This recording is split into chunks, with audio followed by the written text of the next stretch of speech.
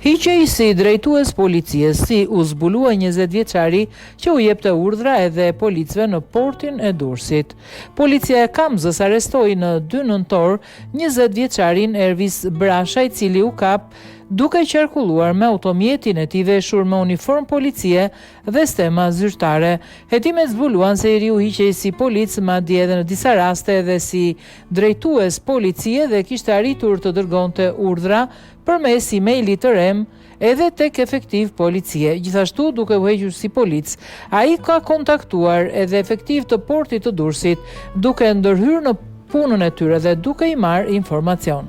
Gjatë kontrollit në banesë u gjetën dhe sekuestruan 4 karta identiteti të dyshuara si të falsifikuara, 1 armë sportive, uniform policie, 6 stema dhe grada drejtuese si dhe 3 kapele me shenja të policisë së shtetit. Brasha kishte krijuar kontakte me punonjës të vërtet policie, i shkruante atyre në rrjetet sociale dhe publikonte foto e video në institucione shtetërore i veshur me uniform.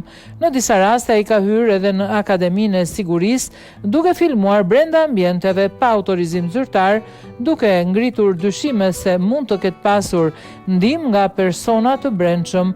20 vjeçari dyshohet se ka përfituar para duke kërcënuar qytetar, por po hetohet edhe pista nëse është përdorur nga grupe kriminale për të ushtirur si polic në veprime të palishme.